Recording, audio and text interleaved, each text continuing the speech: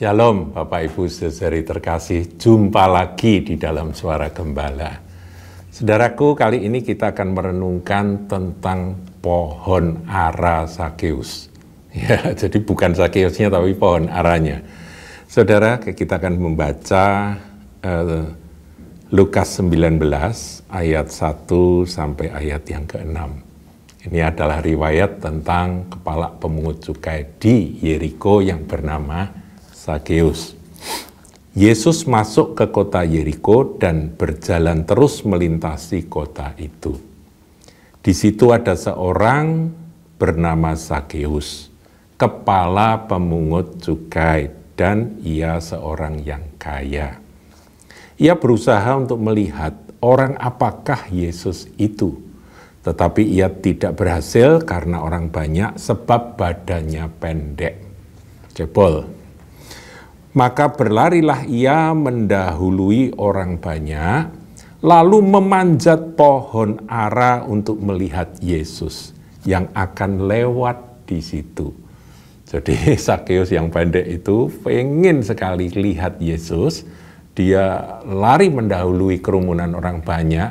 Ya, Yesus kan tertutup oleh orang banyak yang mengelilingi dia berjalan itu. Kemudian dia manjat pohon ara. Itu mestinya bukan pohon ara tapi pohon sikamor, saudaraku, ya sejenis lah pohon ara begitu. Dan dari atas itu dia berusaha untuk melihat dan dia bisa melihat Yesus. Nah, kemudian ayat 5, ketika Yesus sampai ke tempat itu, ia melihat ke atas dan berkata, "Zakeus, segeralah turun sebab hari ini aku harus menumpang di rumahmu." Nah, ayat 5 ini adalah sebuah perjumpaan, sebuah encounter antara orang berdosa, kepala pemungut cukai yang tidak disukai oleh penduduk kota Yeriko, oleh semua orang dia tidak disukai karena dia pemungut cukai, kepalanya, saudaraku. Tentunya dia juga tukang peras, ya para pengusaha nggak suka sama dia. Berjumpa dengan Yesus Kristus Tuhan Juru Selamat. Dan perjumpaan itu mengubah kehidupan Zakeus. Kita semua tahu ceritanya. Nah, waktu Yesus tiba di dekat pohon ara tersebut atau pohon sikamor itu, Tuhan Yesus menengadah melihat Zakeus yang nangkring di pohon itu. Kemudian, "Zakeus, segeralah turun," itu kata Tuhan. "Sebab hari ini aku harus menumpang di rumahmu." Ayat 6, lalu Zakeus segera turun dan menerima Yesus dengan sukacita. Saudaraku, kisah tentang Zakeus kita semua sudah tahu. Dia bertobat, bahkan dia mengalami satu perubahan radikal. Dia yang tadinya adalah hamba uang berubah menjadi hamba Kristus. Dia berkata, "Kalau aku pernah peras orang, aku akan ganti 4 kali lipat.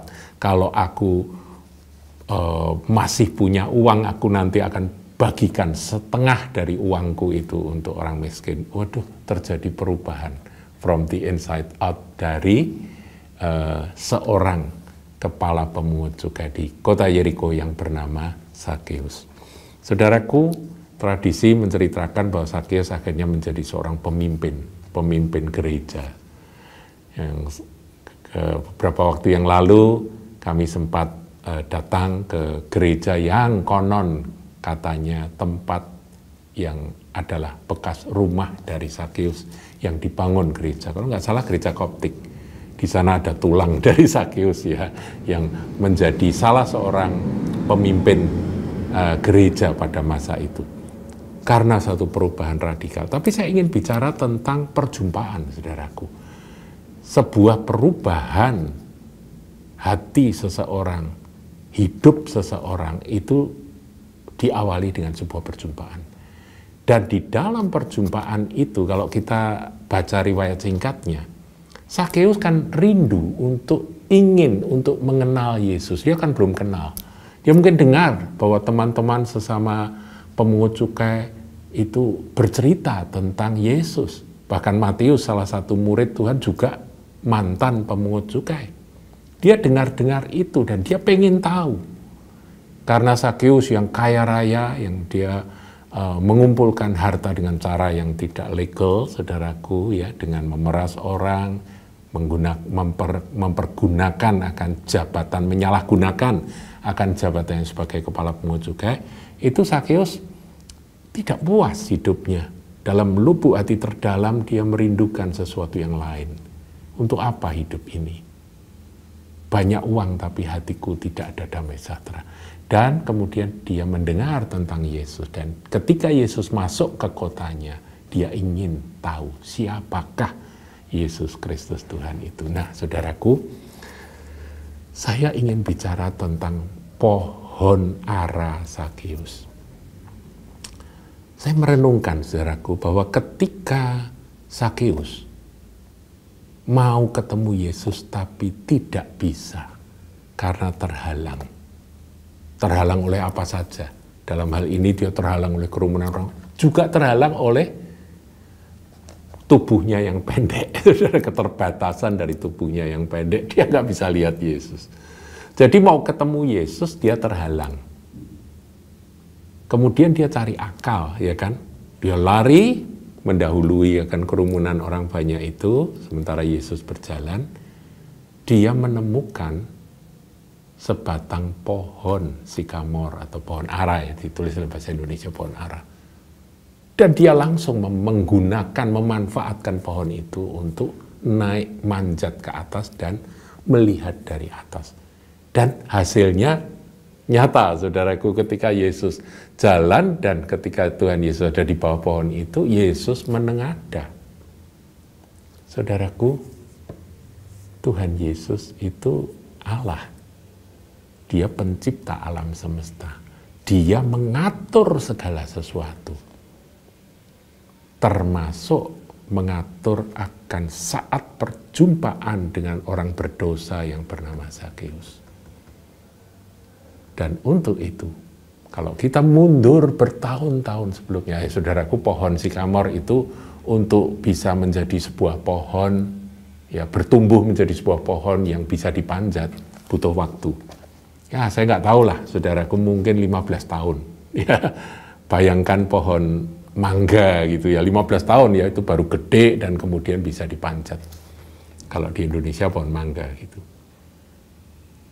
Berarti kalau kita mundur bertahun-tahun sebelumnya, Tuhan sudah menyiapkan pohon itu bertumbuh. Ya, pohon itu kan tidak langsung gede gitu ya, tidak langsung besar. Kan dia bertumbuh dari tunas. Tunas pohon yang bertumbuh. Dan pada waktu tunas itu masih kecil, bertumbuh masih kecil gitu, saudaraku ya. Itu kan bahayanya gede. Ada onta jalan, itu bisa diinjak onta kemudian mati, ya kan? Ada kereta jalan, itu bisa dilindas oleh roda kereta dan rusak dan mati, itu tunasnya. Atau dimakan sama kambing, saudaraku ya, sehingga nggak bisa bertumbuh. Tapi Tuhan jaga. Tuhan jaga dan Tuhan tumbuhkan itu. Sampai suatu saat, pada detik dan menit dan saat waktu yang Tuhan tetapkan, perjumpaan terjadi. Yaitu ketika Sakeus begitu rindu untuk melihat Yesus dan mengenal Yesus. Dia menemukan pohon yang sudah disiapkan Tuhan itu. Naik ke atas pohon itu. Dan di sanalah perjumpaan itu terjadi. Ini rencana Tuhan. Jadi saudaraku, saya boleh tafsirkan ya, ini ringan, tapi saya ingin menafsirkan ini sebagai saudara besar hati. Sebuah perjumpaan antara kita yang berdosa dengan Tuhan. Kalau ada halangan, Tuhan sediakan alat bantu. Dan alat bantunya bisa macam-macam. Dan itu sudah disiapkan oleh Tuhan. Ada orang yang bisa mengenal Tuhan melalui secarik atau selembar kertas traktat firman Tuhan. Dan traktat itu dicetak mungkin bertahun-tahun sebelumnya. Tapi entah bagaimana caranya bisa sampai ke tangan orang tersebut dan dia sempat membacanya. Ya kan? Ada pengaturan Tuhan, Alat bantu apapun yang membuat kita yang sulit untuk mengenal Yesus atau terhalang oleh keterbatasan kita untuk mengenal Dia, Tuhan atur.